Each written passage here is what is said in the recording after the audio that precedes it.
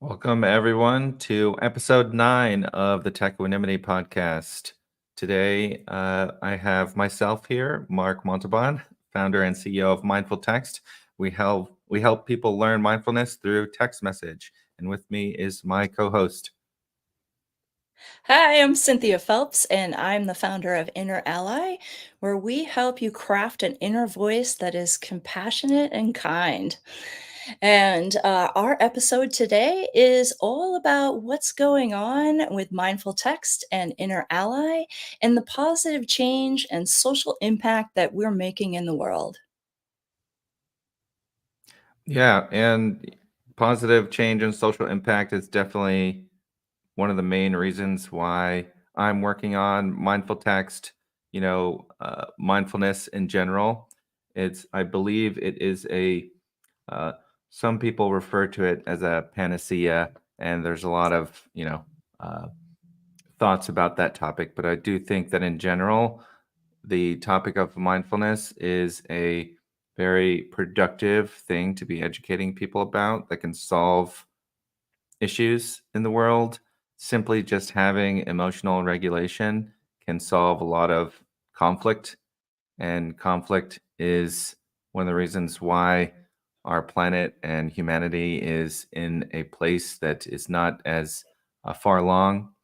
And yeah, so that's a little bit of how I think about why and how we're creating this positive change. And I know Inner Ally uh, does a lot of this work as well. So thank you, Cynthia, for working on this. And we're definitely working on this so that we can make a positive impact. So I appreciate everybody listening here.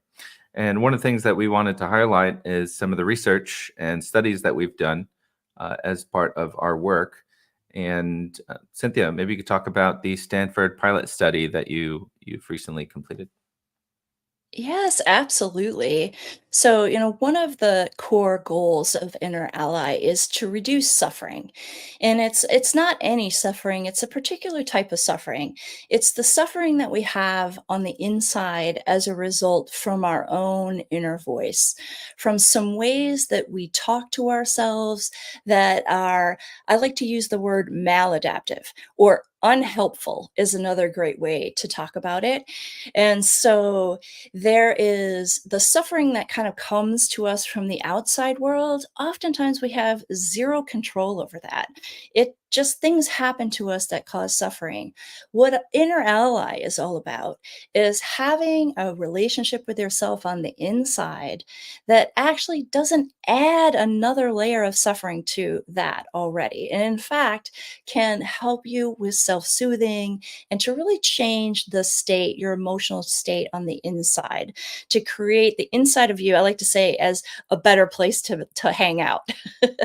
And so we recently did a pilot study. I have a questionnaire, an inner ally questionnaire, and this is a tool that really digs into the ways that you're talking to yourself that are unhelpful.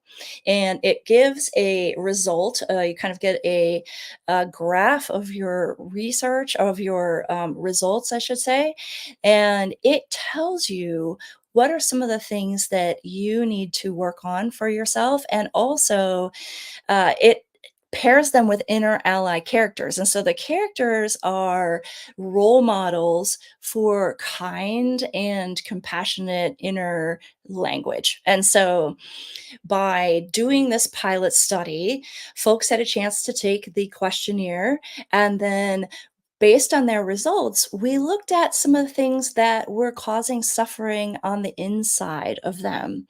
And then we created some of this alternative language. So it's not like you have to get rid of the negative language. One of the things that you can do is just create some of that language that is supportive and helpful. And so this is what the pilot study was about. They did the questionnaire, then we created some of this positive language that they could use whenever they felt like they were suffering on the inside. And I also had them practice it in various ways. And then we met again to see what the result was from the week of practicing some of this new inner language. And it was so heartening to see some of the results because it ranged from people having a tangible change in their relationship with themselves, like noticeably less hard on themselves, and all the way to people who made pretty substantial behavior changes. The woman that stands out in the study that was the most significant is a person who was an entrepreneur, and her inner language was holding her back from raising her prices. And so when we gave her some supportive language with some permission for herself to practice over the week, she made that change and she actually doubled her prices. And so it was really fun to see the outcome of this pilot study.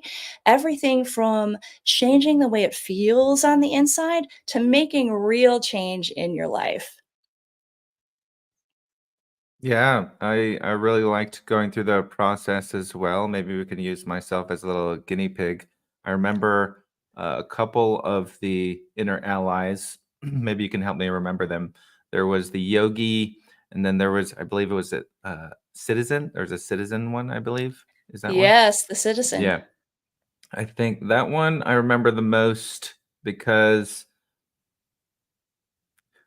basically what I learned from going through the process with you was more about myself, and I think it's very helpful to just continually go on this journey of learning about yourself. And what I learned from one of those inner allies that I was designated was that I had this preconceived notion of being an outsider. And I'm Filipino American actually. So uh, when I talk to Filipinos, I'm not accepted within the Filipino community because I don't have a Filipino accent. But in America, I'm not fully American. But so it's hard. I always felt like a little bit of an outsider. And there was a phrase that we came up with in uh, in the process, and it was about creating community. And I really liked that reminder of this science-based process to understand myself and have tools to address these really nuanced ways of being, right? Because we like using myself as an example, like I had this notion of being an outsider just from how I was raised, and there are tools to address that. It's not something you look at on a shelf, really. It's something we have to figure out. Um, in many ways, it's not very easy to figure out. So I really love what you're doing to make these tools and processes more accessible. Thank you for bringing up that example because it's a great example. The citizen is all about how you can feel included in communities, right? And so, what's great about the inner allies is that there is a difference between, we're going to face challenges from the outside, like you talked about, the cultural challenges that you face. Doing inner ally doesn't erase that, right? But what inner ally does is it gives you the tools, the permission. And I heard what you said, it gives you the agency to respond to the world as it shows up in a way that's going to be helpful to you. And so I really enjoyed having you be a part of that pilot study. And, I also know that you have been working on some pilot studies for mindful text. Yeah. Well, before we get into that, I actually want to ask you a couple more questions. If you're Sure. open, wanted Oh, to yeah. talk a little bit about a couple, maybe you could highlight a couple other of the inner allies. There are a lot of entrepreneurs in my audience in particular, and I remember you mentioning about the yogi and how that relates to entrepreneurship. Maybe you could talk a little bit about uh, that inner ally. Absolutely. Yes, yes. I have to giggle a little because every entrepreneur I've ever put through the inner ally scale always scores pretty high on the yogi. And so in this system, what a high score means is that you are using some unhelpful language in that arena, perhaps. And the yogi, the core emotional need is the way that the research it says it in the research is discipline. And so as entrepreneurs, we are kind of a special breed because we're not just going into the workforce, following somebody else's rules, doing some job that we're told to do. We are the ones who have vision and we can see the possibility of what could be. And so, what that means for us is that at any one moment, we can see who we are right now in the present moment. And then we can also see the potential of who we want to be, what we want our businesses to be, how we want to solve the problems. And so there's this gap between these two things. And sometimes that gap can be painful. It is the knowing that you're not where you could be, that, and it really is about perspective.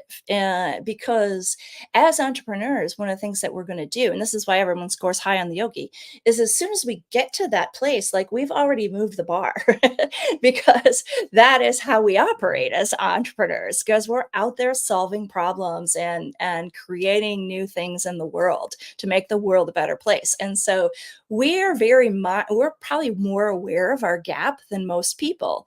And so there is a little bit of suffering when it comes to the gap, but it's one of those things where how do we use language with ourselves that looks at that gap between who we are and who we want to be and encourages ourselves. And so that's also one of the things that I think entrepreneurs do well is that they use it as a motivation to be able to get to the next task, get to the next goal. Yeah. So that's kind of the yogi and discipline as the core emotional need. Or when I talk about the inner allies as their characters, I like to call it their superpower. And so Yes. the language that we give entrepreneurs often is I have permission to celebrate tiny wins. Because then what you're doing is every little tiny step we're taking towards those goals, you get a chance to be like, "Yay!" and not forget to celebrate before you move the goalpost, right? Yeah, it's on the discipline angle, I can certainly see, there's so many hats we have to wear from finance, team building, product development, UX, UI, it's just there's so many things you have to pay attention to at once. So I know discipline is certainly important as part of the entrepreneur process. I have one more question for you based on the superpowers. I'm talking to a lot of folks in healthcare, and I'm curious which based on what you know about healthcare as well, I'm curious which inner ally would be most supportive of folks in healthcare. Nurses, for example, they get into the field because they care about people and want to help heal people. And there's that dynamic happening there. And I'm curious which inner ally do you think would be most supportive for excuse me those that group of people? Absolutely the healer. And so the superpower of the healer is self care.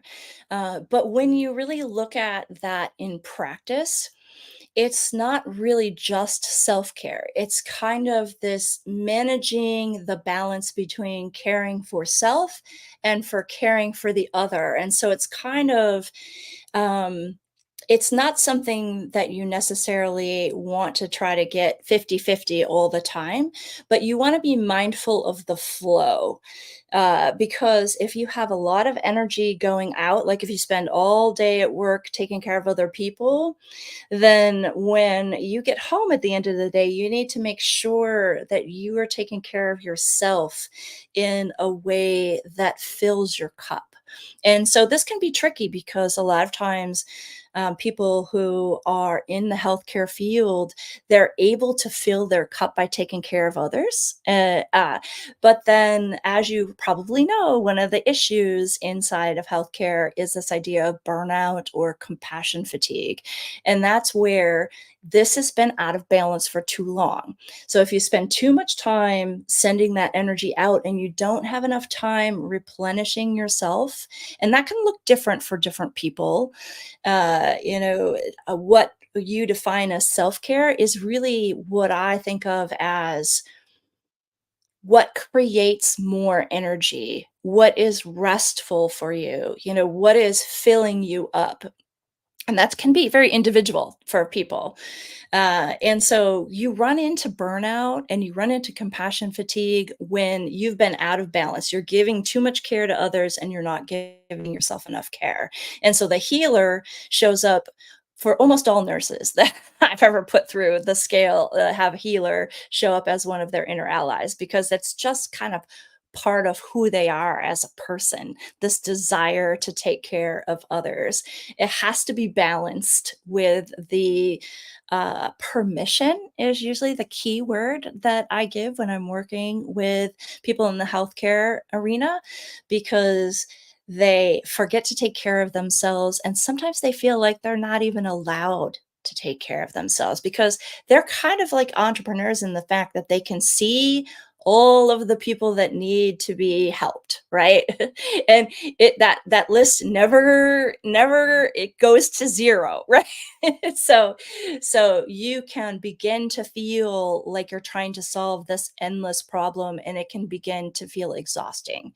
And that's where you need to kind of pull back a little bit and figure out, what do I need to do for myself to fill my own cup.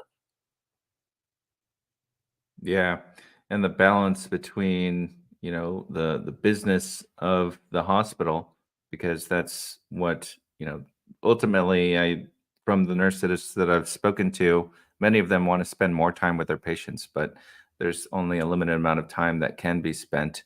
And so there's not only that dynamic with the self and the importance of giving yourself care, but also balancing how you think about and work with the organization as a whole is another issue that is being solved That's in a the that's a process of big being solved. issue.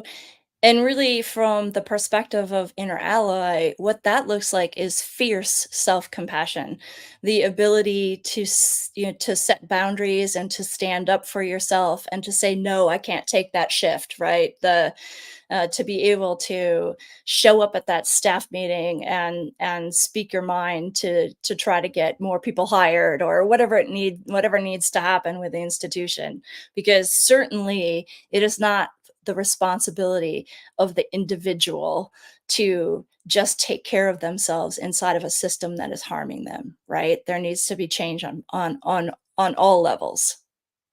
Yeah. And from a mindful text perspective, sometimes folks just need a reminder. I know myself when I'm, caught up in work and perhaps a little bit of stress, it's easy to forget just to take a breath, for example, or take a break. And some of the things that we do at Mindful Text is provide many different practices and exercises that you can do in the moment. It can be done in as little as 10 seconds, for example. So, helping remind folks that these tools are available in an interesting and engaging way is what we're finding as an effective path for folks. And you asked me a question earlier about some of the studies that we're working on. We've done two studies. I've talked a bit publicly about the first study, and I'll just overview that a little bit. And then I haven't talked much about the second study that we've done. And so I'll share with our audience here a bit about both of those. So for the first study, we did a pilot research study with Nova Southeastern University in South Florida, and it was part of a formal research study. There's a cognition lab there called the Banks Cognition Lab, and essentially what we did is we put about 80 folks in our first study. We put about 80 folks into a stress reduction and tension training program for 6 weeks. And you can imagine just a weekly training program. But what we did was include mindful text into that training program. And so for 6 weeks, there's a weekly session introducing mindfulness and meditation. And what we did was my team and I, we created text message content to go along with each week's topic. And so the first week was an introduction to mindfulness, for example, and then we got into other topics such as focused attention meditation, open awareness, and loving kindness meditations, and explained the relevance of that. And so as people were going through a 6 week program, they were receiving one text a day, so 7 texts a week. And we got a lot of positive feedback. And part of the preliminary research stated that we were able to significantly reduce stress, reduce mind wandering, and COVID-19 related stress. And so this was part of, those types of results are common with mindfulness programs in general. What was a good signal for us is that our programming didn't negatively impact people. So we saw a continuation of that, and we got positive results and testimonials from people. And that study, I'm told, may be published in 2024. I know in some cases these can take years to get published, but I'm excited for that to get published. We did another study with NSU that I haven't talked about much, and I haven't heard about the results yet. I also haven't asked much. We're also planning a third and fourth study already, but we're just planning to research all the different ways mindful text can impact folks with different audiences and categories, particularly healthcare right now. And so, just to outline the second study, we took about 60 K to 12 teachers and we put them in two different groups. One group went through a 1 month of training, which is a weekly meditation session going through topics similar to the 6 week program, but it was for a month. And that group A went through a month of weekly training with mindful text plus 3 months of mindful text at the end. So they were receiving text messages for 3 months. The second group only received 1 month of training, which is the weekly Zoom sessions for a month. So 4 Zoom sessions. And so what we were able to do was compare the impact of what's the difference between group A, which had 1 month of training plus 3 months of mindful text versus second group of people that just received 1 month of training. I don't remember specifically, but there may have been a group C, which had just regular, different type of training. I'll need to double check on that. But from those results, I'll share one of the interesting things. So we helped train K to 12 teachers, and we got a lot of positive feedback again. And one of the things that we got from folks is that as we were sending these practices to teachers, they were a few teachers reported that they were able to more effectively serve their students. They were taking these exercises that they were receiving from mindful text. They were using it in their flow of teaching to help their students be more calm, do breathing exercises, etc. So it was a great. We got a lot of positive feedback from that particular study. And we're working on more studies now as well, because it's important for us to be science backed and have research to point back to.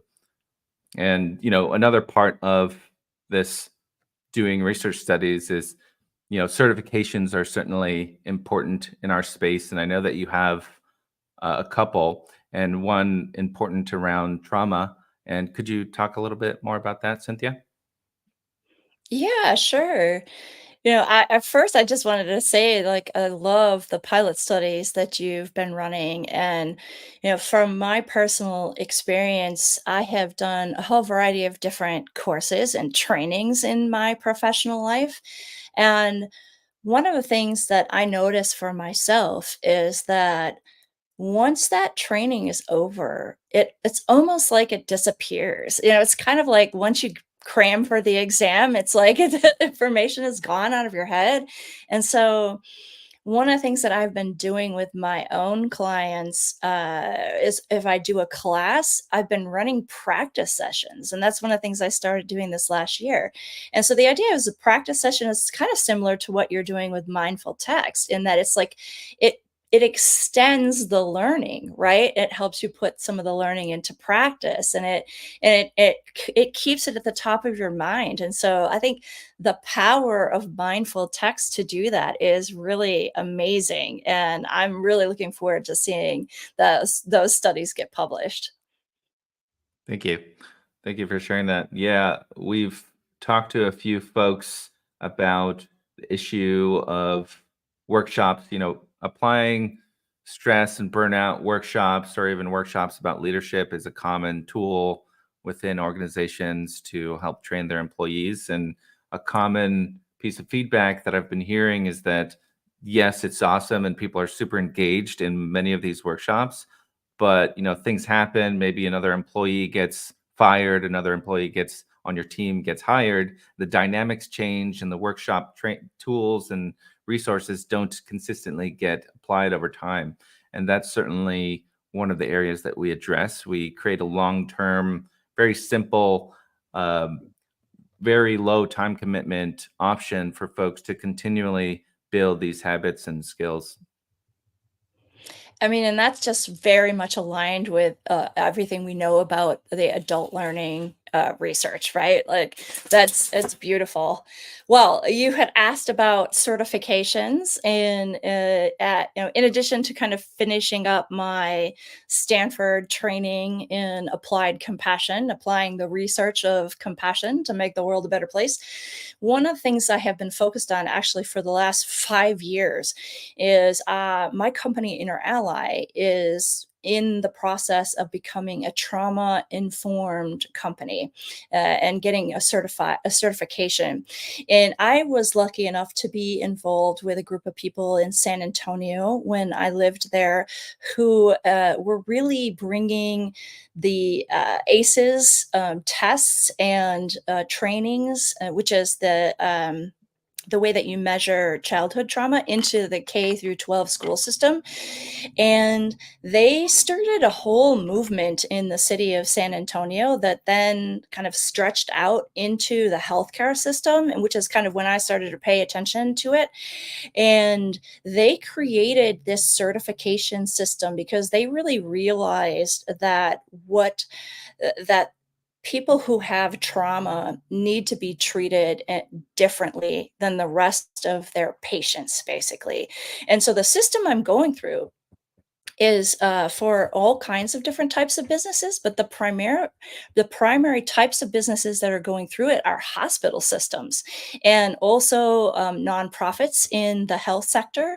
And so it is a process of looking at all of your systems as a business and making sure that they're trauma informed, and looking at, like, for me, that would mean like my coaching intake forms, my questionnaire, the preamble to my questionnaire, making sure that the language that I'm using and the way that I'm treating people is going to be appropriate for people who have experienced trauma. And so I am in the final stretches of that kind of business certification for InnerAlly. And as part of that, one of the things that I have been tracking through the pandemic, there is a person named David Trelevin, and he did his PhD work on trauma sensitive mindfulness. So, mindfulness sometimes feels like a panacea, the way that it is prescribed here in the West. Way to reduce stress, way to improve focus, way to like reduce reactivity. There's so many great outcomes that it has. But one of the things is that it's not perfect for everyone. And this trauma sensitive mindfulness course has been so much fun to learn more about how to work with people who have difficulty when it comes to sitting for a meditation or incorporating mindfulness into their daily lives. And people who have experienced trauma it really can respond quite differently than someone who hasn't. And so this certification is all about how do I make all of my inner ally content and courses and coaching and, hopefully eventually tech products to be something that is going to work for people who have experienced trauma in addition to everyone else. Yes, it's certainly a very important topic. Recommend folks look into David Treleaven's book. I believe it's called Trauma Informed Mindfulness. Let me just Yeah, double check. trauma sensitive mindfulness. Yes, and one of the ways that I'm thinking just to simplify this topic for folks, it reminds me of a quote, and there are a few different quotes that are along this same line, but I'll just read it out for folks here. It says, "Be kind, for everyone you meet is fighting a battle you know nothing about."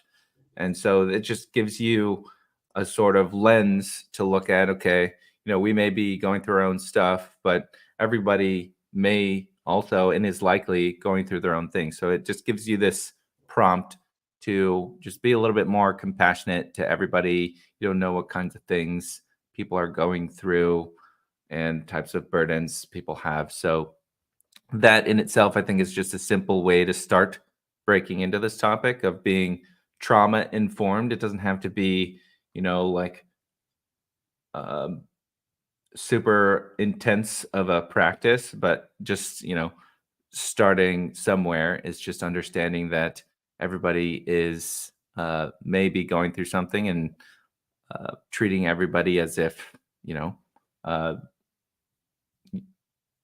they are, I think is a great practice to just build more cohesiveness with teams. And this could be extrapolated into um, all sorts of things from workplace processes, just not assuming things about how things are being put together.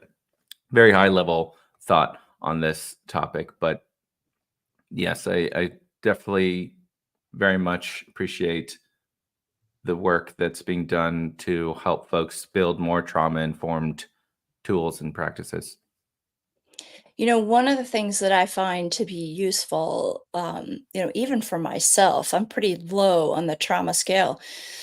And it is the fact that when you create mindfulness activities that are trauma informed, one of the big parts of that is creating choice, allowing people to do a practice in, give them multiple ways. And I think, one of the places I've seen this quite a bit is like when you go to an exercise class or like a yoga class where they'll do like 3 stages of a pose, and then you just hit the one that your body is able to do.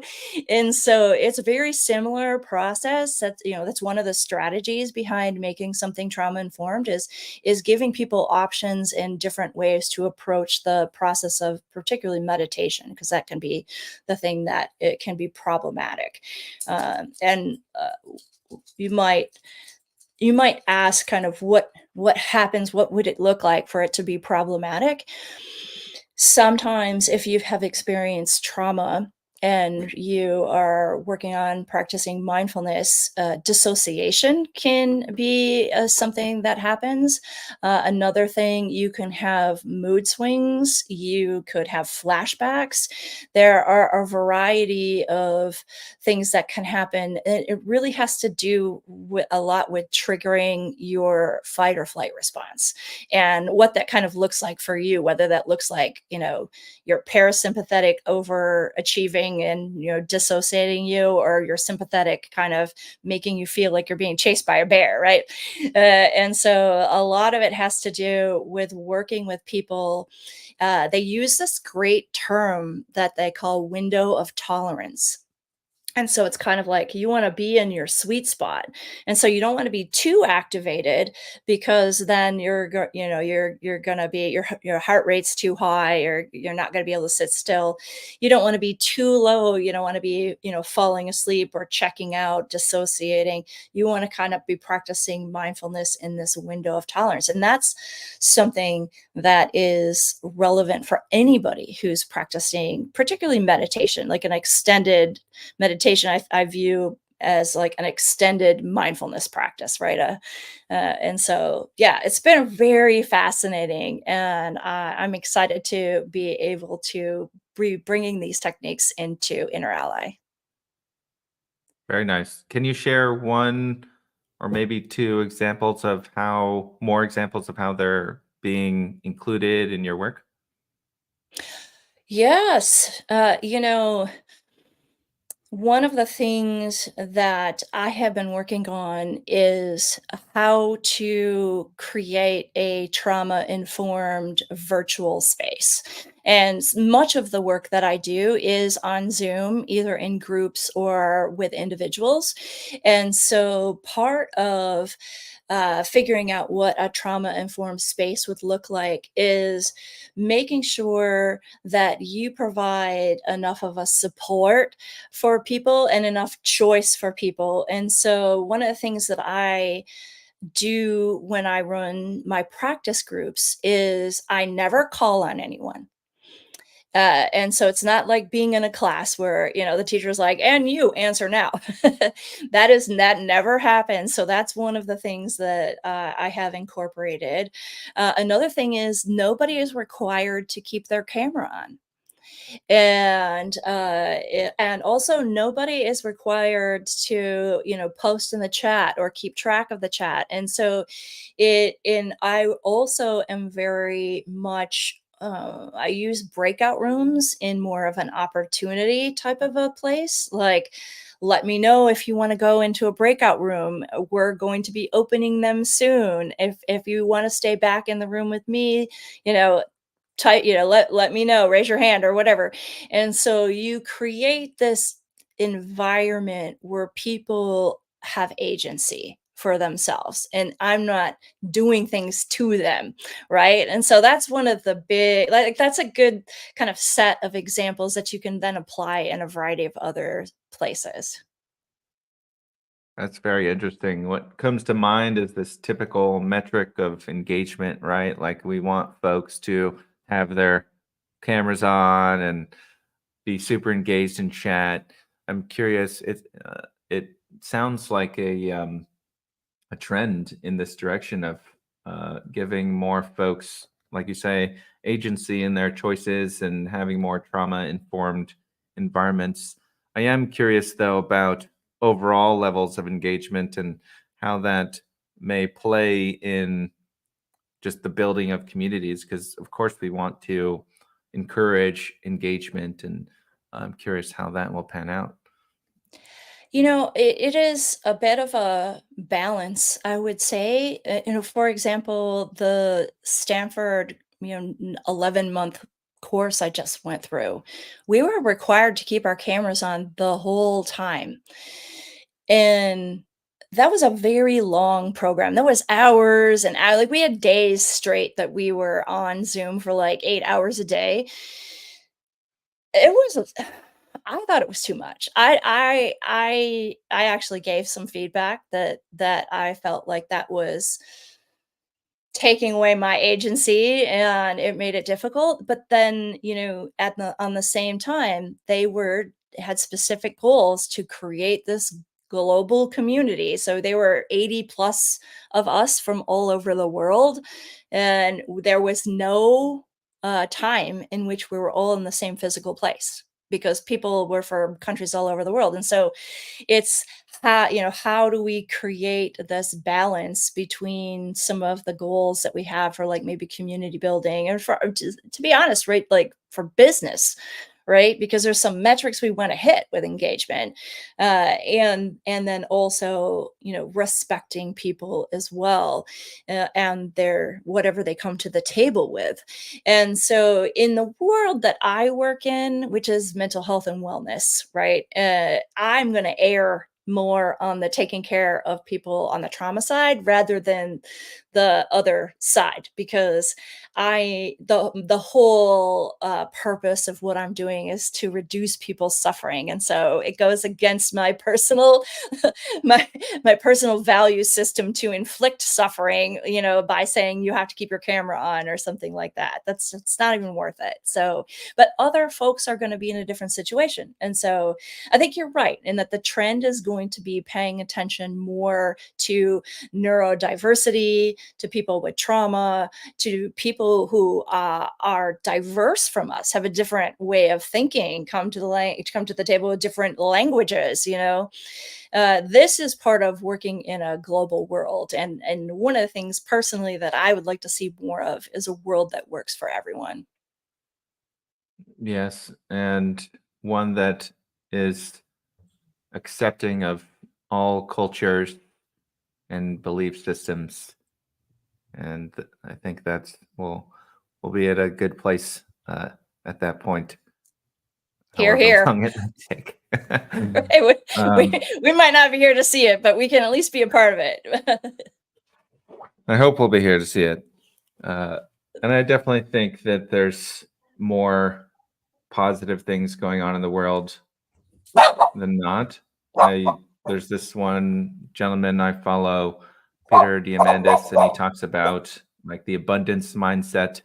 Some folks are not. Some folks talk negatively about this idea of the abundance mindset, but the idea that there's less conflict ever in the history of humanity today, for example, there's more abundance in the history of humanity ever than today. There's more opportunity to create abundance today than ever in the history of humanity. So I definitely lean more towards that optimistic way of thinking, but there are many different ways to slice the pie.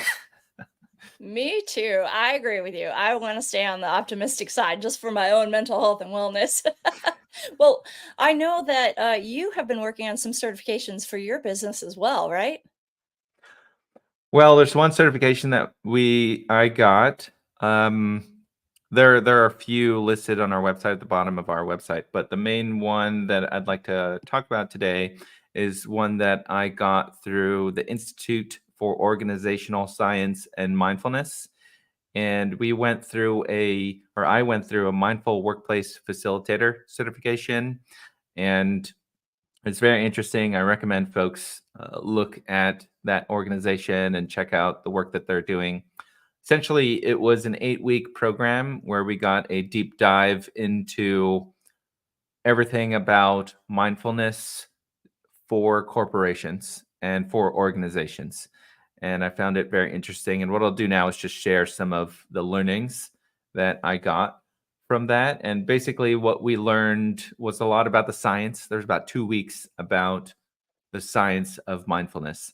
And over the last 10 years, there's been a 10x increase of the amount of research in mindfulness, essentially. And it's going in a bunch of different directions, all positive, in my opinion, mostly positive. And there are quite a few organizations that are actually already leveraging mindfulness as part of their operational processes. And so there's talk about operationalizing mindfulness, right? Like typical mindfulness and meditation we hear, it's just applied to the individual. But what is trending and what I believe to be a positive trend is this discussion about how organizations as a whole can leverage this topic of mindfulness, compassion to operationalize it. And I'll just share some of the results.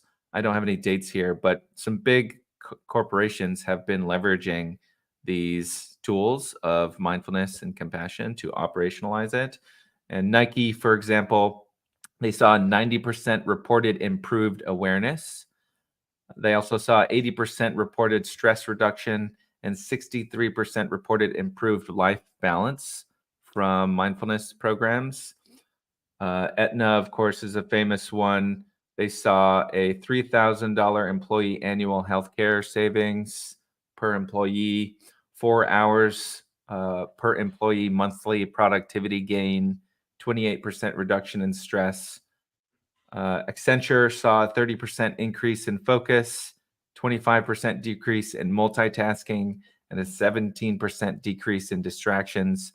And so, just sharing this because not too many people hear about how mindfulness is being used from an organizational standpoint. And we learned about how what's been done in mindfulness for organizations and what's happening and where it's going. And essentially where it's going is quite interesting, right? Because we've heard about mindfulness for just as a panacea, like go meditate, right?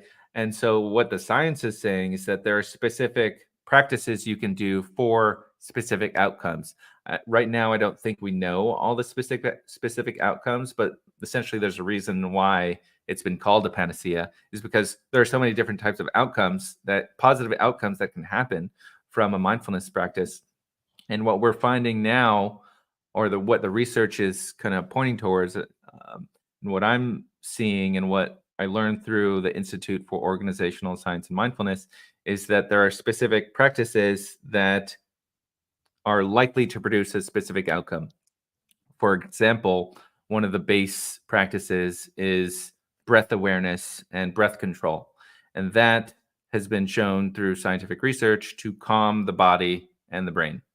And so breath practice is one element of mindfulness and meditation practice.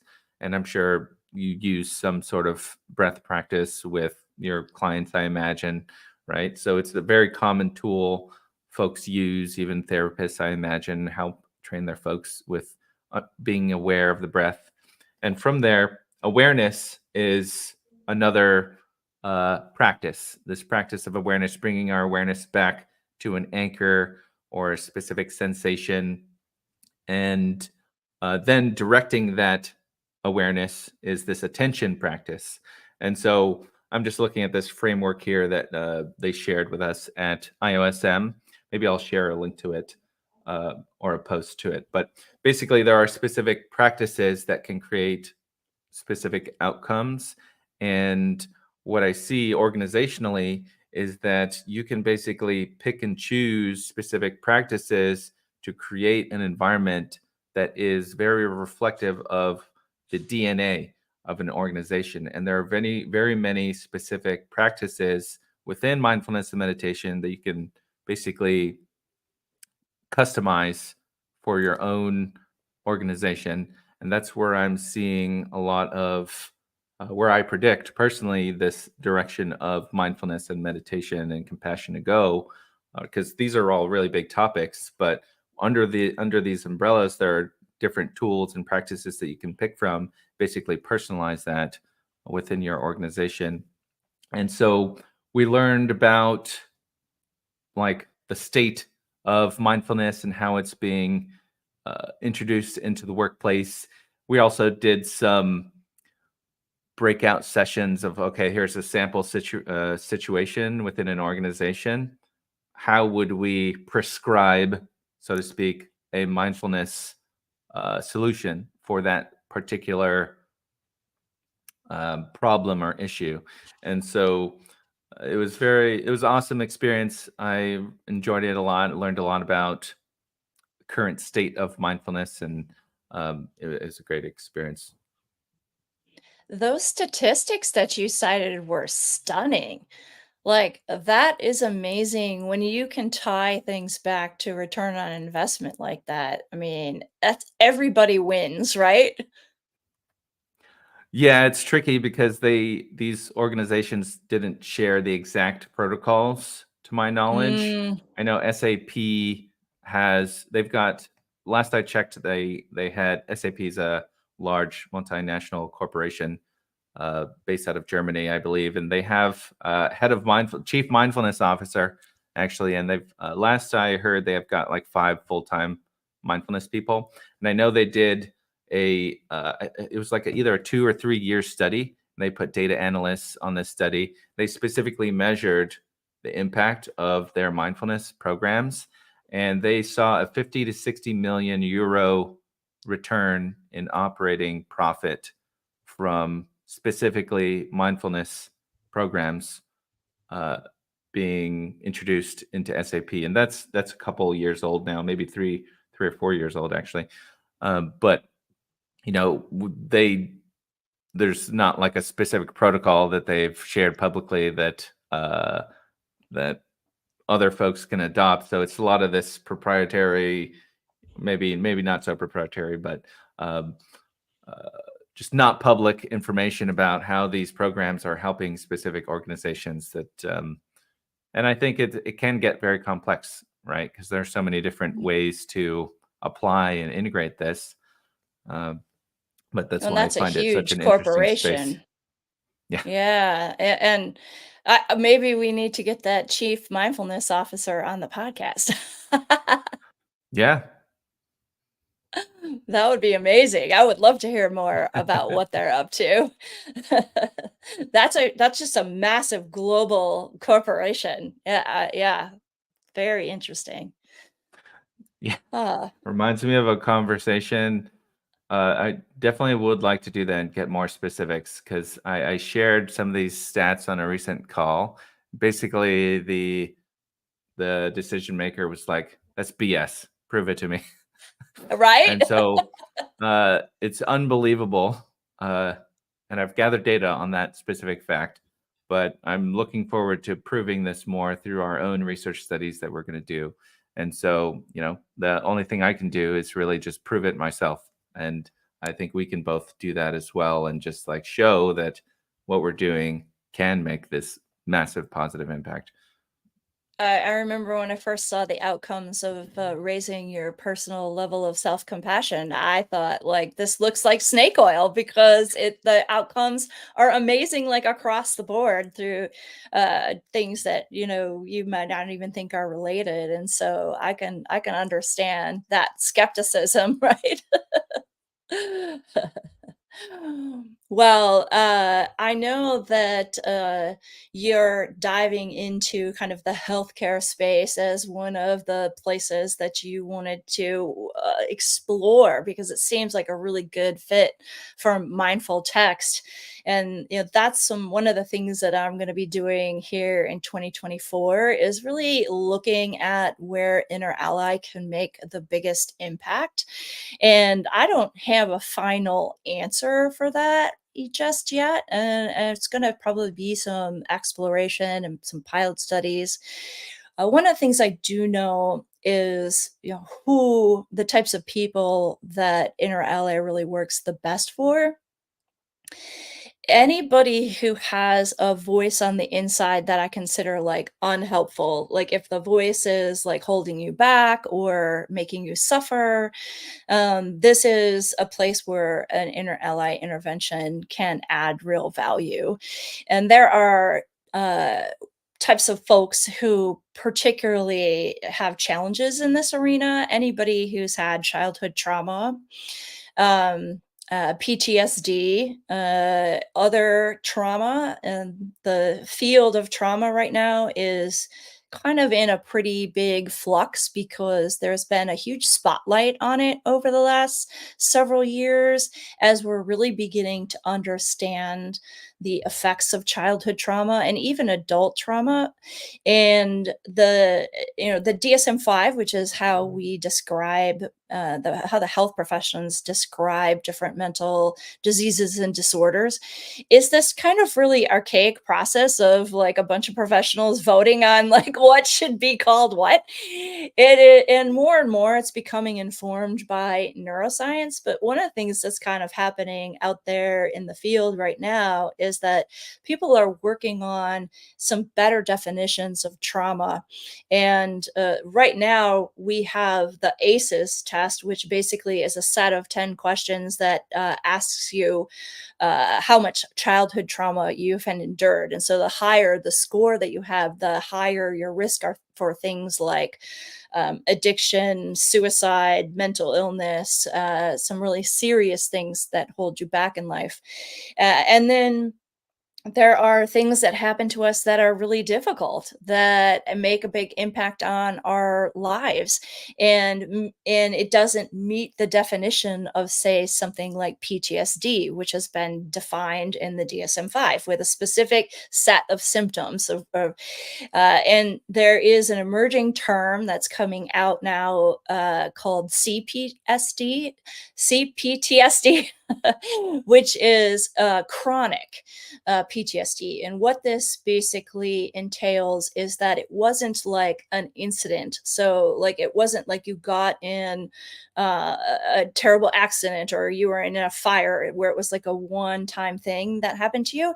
It's more like over the course of your life, you've had multiple assaults where things have happened to you that have caused trauma. And so typically this is happens in childhood with people, but people also can have dysfunctional adult lives as well, where they're consistently being traumatized. You see this in domestic abuse is one of the main ways that people get CPTSD. So that's, I don't believe that term is in the DSM-5 yet. And so the idea of like trauma and how it is affecting us is really emerging at this point. And I think we're going to have some more sophisticated ways of categorizing it and measuring it as things go forward.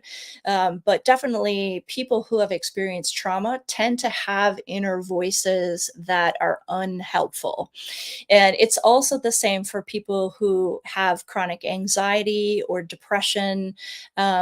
And addiction as well. And with addiction, it's almost like we're not, it's is it a chicken or an egg problem? Yes, is the kind of the answer to that one.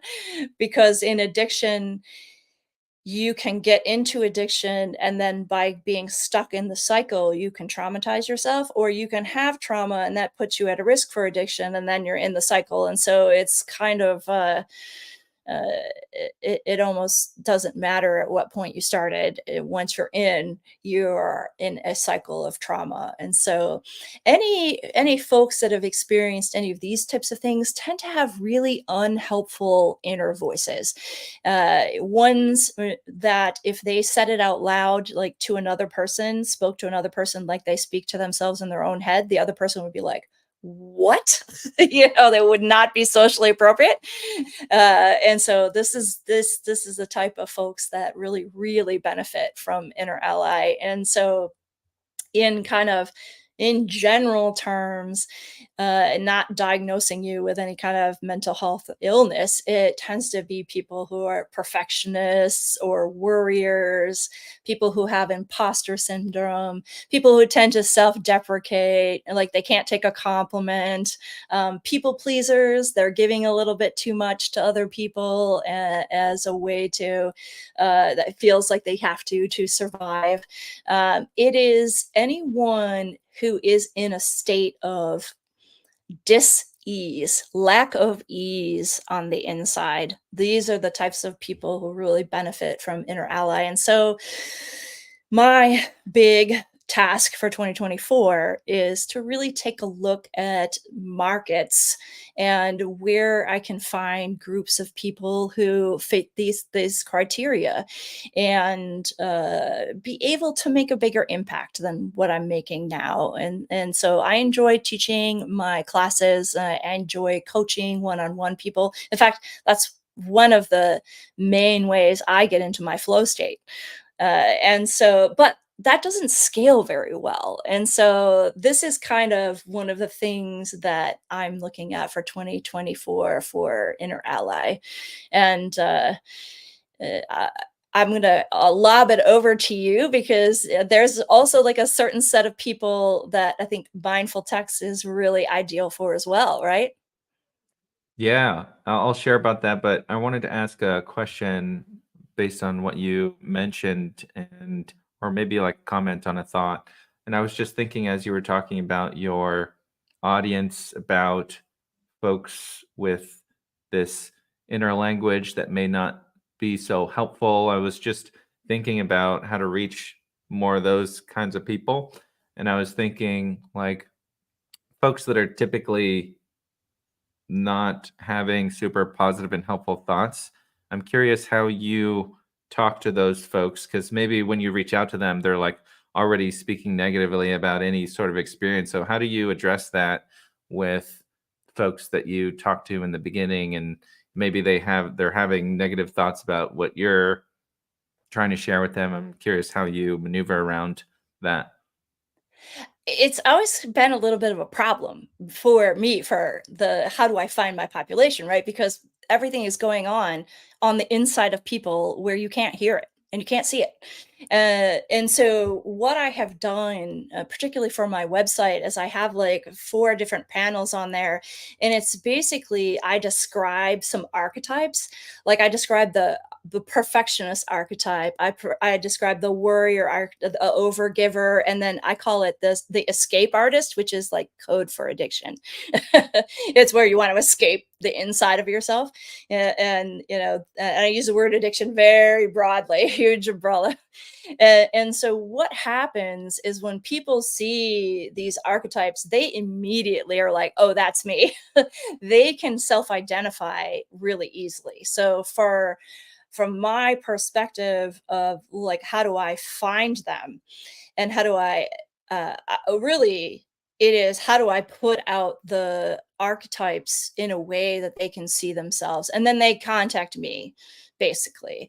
And now I'm 100% open to better strategies to be able to do that, but I haven't come up with any thus far. I think the archetypes has been one of the places where I get the most traction because people immediately are like, "Oh yeah, that's me," and I word them in very socially acceptable ways. Like it's socially acceptable to be a perfectionist, right?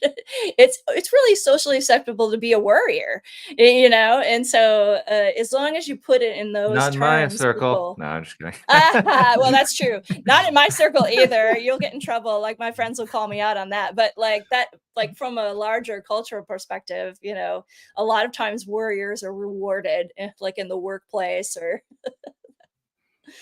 Yeah, I just see it as like unnecessary stress. Like it can be worried about once or maybe twice, but like just take a note of it and then like, address it when you can, instead of just, maybe this isn't the right term to use, but like kind of re-traumatizing yourself with the worry every single time. Like how often, how many times do you need to do that before, like, maybe some people are just subconsciously just re-traumatizing themselves, just not even knowing that they're doing it. uh, you've hit the that's nail on the probably head, likely the case. Mark. Like, that is it. Like, that's what happens with the folks who really need inner ally, is the inside of them is not a fun place to hang out because they're so hard on themselves in one way or another, right? And so, if you're able to put that on the shelf, like you said, like, okay, I've worried about that 3 times now. You either do something about it or it just gets shelved, right? Like, uh, folks that have some of the challenges that come to my table are not able to put it on the shelf. And so that's part of what, like, that's the tools that I give them. I give them the new language that you probably already have inside of your head because you already have that language, and even the metaphor of like, tucking it away, like, oh, I'm done worrying about that. We're helping people build the shelves, the inner shelves. Another metaphor you actually use is like the conference table, where you're like the head of the board, and there's your unhelpful voices who are squawking. You want to make sure you have some inner ally voices who have a seat at the table as well. And so that's a metaphor I use as well to kind of bring that at least into balance, right? Yes. Yeah, and that was interesting. Yes. So on who we're looking to bring into the fold at Mindful Text, right now it's very personal outreach that we're doing. So we don't have a lot of public information out there. So anybody listening out there that's trying to figure that out, it's we're looking to have that solved by early 2024, but essentially we're looking for early adopters that are interested in this topic of mindfulness and interested in learning mindfulness in a relatively new and unique way. And particularly for folks or organizations that are wanting to create a positive change behaviorally or through stress reduction, for example, and want more of a long-term solution for that. Early adopters that are interested in testing technology is who we're looking at right now, particularly in healthcare. Healthcare is where we see the largest amount of pain happening in terms of stress and burnout. And so that's an area that we're diving in on right now. And so if you're a nurse or somebody in healthcare, we'd definitely love to chat, and particularly early adopter open to new technologies. That's the type of person that we are looking to chat with and just gather feedback from. That sounds awesome. So if they're a nurse in charge of a whole hospital full of nurses, this is an opportunity. We'll put our contact information in the show notes. Yeah. Well, we're coming to the end of our time here. Is there anything else that you wanted to chat about before we begin to wrap up? Um, yes, but I don't think we have time. So maybe we should end on our final question on how we define Techquanimity. And perhaps, Cynthia, would you like to go first? Sure. Well, I actually love the word Techquanimity. I was pretty old. I think I was in my 40s before I ever heard the word equanimity. And so I was a little kind of slow to the game here in this mindfulness space. But the idea of equanimity and having kind of, this balance, this ease, that feels so good in my body. And I know that as a person who I run my business on my computer, like I'm on technology like all the time, it is one of the things that I need to manage for myself to be able to keep my own equanimity. And I think we are just coming off a holiday break here, and I'm kind of still mid break. I'm pausing for a little podcast here, but having a rest, I took myself out of the email game for the last few days. And so that has been really nice. Uh, and it is, even though it was maybe 4 days or so, just not being worried about checking email and setting that, like I put it on the shelf, like you said, right? And so that feels very renewing and refreshing. And so taking a break from email has been the way that I've practiced Techquanimity lately.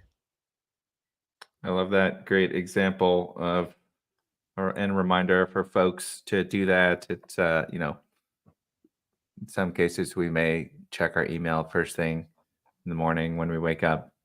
It's definitely a good reminder to bring awareness to that and just understand where your mind and body are in relation to the habits that you have. And so for me, how I define Techquanimity today, I like how you started with how you heard about the word equanimity. And I recommend any folks here that don't know the word to look it up and research it a bit. It's quite an interesting term. I learned it from a meditation teacher called Shinzen Young. He's got a lot of great YouTube videos and just a very interesting way of talking about meditation and mindfulness. It's very scientific and procedural, in my opinion. And so if that's how you like to perceive information, I recommend checking him out as well. And when I first learned about equanimity, I really liked how it was like a all-encompassing term for the most part for how to operate as an individual.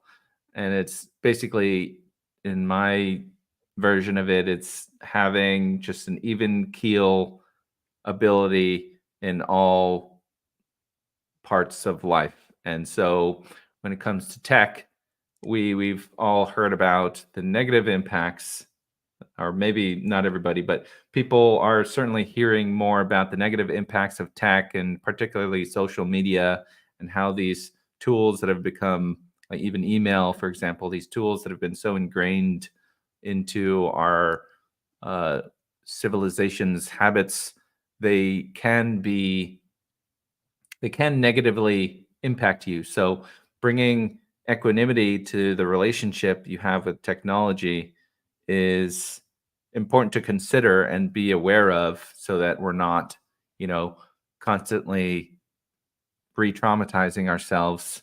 Like maybe we don't need to. Well, so what I'm thinking as an example specifically is, perhaps every time you go onto Instagram, pay attention to how you feel. Are you are you essentially traumatizing yourself every time you log on to a specific app, and bringing awareness to that, and any other technology? Um, it reminds me of the old Skype jingle, and a lot of people I've heard, like a lot of people just get triggered by the Skype jingle, because it's just like, 2 a.m., 3 a.m. calls some people have had, like, at work. And so I imagine, like, just being aware of how these different tools and technologies impact yourself, your psyche, even your physical sensations, is a great practice to just start. And you can even do it today with the hundreds of times that we check our phones, just being aware of how we're feeling and the mindset and mind state that we're in. I know that was kind of a long-winded way of talking about equanimity, but um, I hope that helps folks in their journey to reach equanimity. I think that that's brilliant. You're using the inside of you as the measurement tool of how to interact with technology. I mean, that's really what Techquanimity is all about. Awesome. Well, Well, yeah, this has been a great episode. Thanks for chatting, Cynthia. Um, yeah, we'll continue on here, and I hope everybody has a great rest of their day and holiday here. Happy New Year to everybody if we don't see you on the other side. But 2024, here we come. here we come, 2024.